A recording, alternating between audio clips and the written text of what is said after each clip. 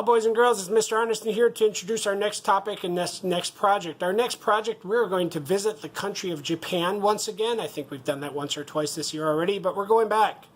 And this time we're going to look at an art form called Sumi-E, or Sumi-E, and it is an art form where we combine watercolor painting and also the use of ink, black ink.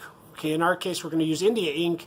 For those of you working at home, you're probably going to end up using Sharpie to do your work, or possibly black watercolor, but I really don't like black watercolor. I consider it evil, because if you make a mistake or you put too much water on, that black watercolor is going to destroy your work. But we're going to go ahead, we're going to explore that, and then we'll do a demonstration. All right, here we go.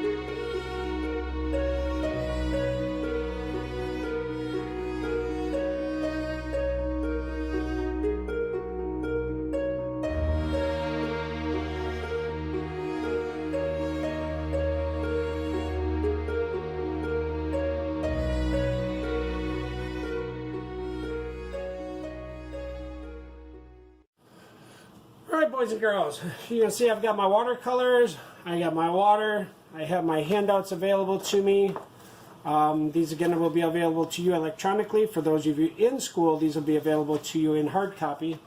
And then with your watercolor paints, you should always get at least one watercolor brush. And we're going to use something unusual to do this too, because we're going to do a technique that's called wet on wet. So we're going to use a napkin. Okay, and we're going to get our paper wet first, because I want to give this some color. I don't want it to be just stark white. So I want to give this background some color. So I'm going to dip my napkin in some water, and I'm just going to rub that over my paper. Now, I'm not making puddles. I'm just getting the surface of the paper wet. So if you got puddles, you got way too much water. We don't want puddles. We just want to get the paper, just the top layer of the paper damp. Okay, and then what I'm going to do is I'm going to use this also to add some color to the background. Okay, so I'm going to add just a couple of different colors. I'm going to add some greens and make sure that that is watered down really well, because I don't want to add green just everywhere. I'm just going to add some greens, and then I'm going to do like a wash of blue as well. So I'm using this to add just some color to the paper so that it's not just plain white. So I'm just kind of doing it randomly, really. Okay, no real plan in mind with this. I'm just kind of putting on some color. I'm going to add some blue here in a minute too, just to give the background some color before I do my actual painting. So I'm going to go ahead, I'm going to use a clean part of this napkin, and I'm going to put some blue in there.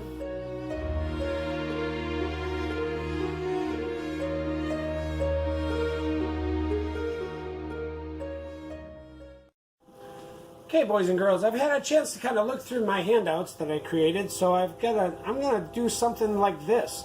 So the very first thing I'm going to do is I'm going to paint those flowers. Okay, now the brush that you have in the kit should be kind of wide. Hopefully it is. And if it's not, well, then we're just going to have to improvise. Okay, for Sumi-E painting, you want to hold your brush like this if you can. Okay, so it's not the traditional way we hold our brush, but this method is supposed to be the best way to do our Sumi-E paintings.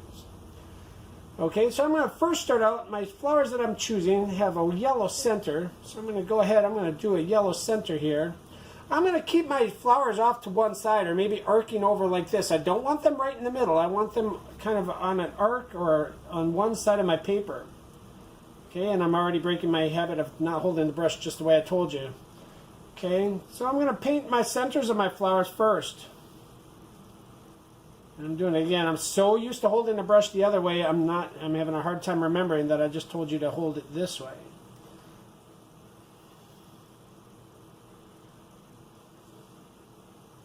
Now remember, we're not looking for perfection here. We're looking to capture kind of the essence of nature, as it were. Because the Japanese are very concerned about capturing the soul, if you believe plants have souls, the soul of the painting. Okay, remember to use your palette. Okay, I don't want these flowers to be solid red, so I'm going to take my red, I'm going to put it on my little paper palette here, and I'm going to water that paint down, creating what's called a wash. Okay, so instead of red, I should end up more like a pink, and I'm starting to get there the more water I add. So you want to, if you're going for a light blue or a light green, you want to add water to your watercolor paint to water it down some. Okay, and then I'm going to go ahead and I'm going to start trying to paint those flowers. Now again, like I said, you want to make sure, I guess one of the things you want to make sure you don't have drip and wet paint. Okay, because that's not ever going to do you any good. Okay, so I'm going to go ahead and I'm going to add those flowers. Okay, notice how I'm holding my brush. Okay, I'm holding my brush kind of the way I told you you should. And I'm not really painting for detail. If you watch what I'm doing, I'm not really painting for detail. Okay, I'm putting in the flowers. Not necessarily worried so much about getting detail. Okay, could I worry about getting detail? I suppose I could, but that's not what we need to do here. Okay, I'm going to put the rest of this through a time lapse so that you can watch me do this and we don't use up all of our valuable time here. And then we'll come back and discuss it here in a minute.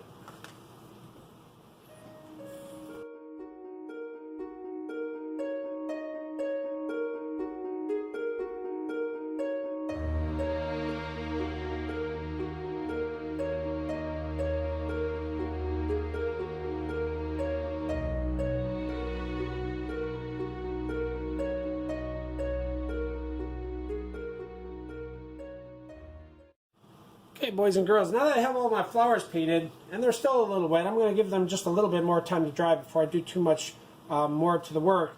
I'm going to work on my branches and my leaves next, and we'll put that through a time-lapse video.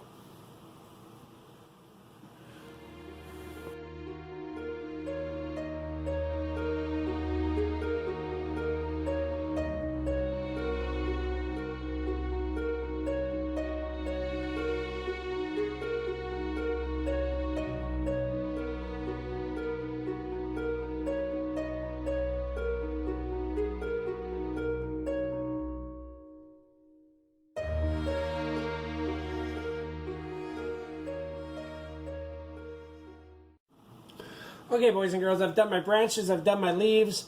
I do have some black India ink. Please make sure wherever you are painting on a surface that can get dirty. I don't have an option to be above carpet, so I am above carpet, which is a bad thing. If you spill your paint or you spill your ink, you're going to probably have some not so happy grown-ups.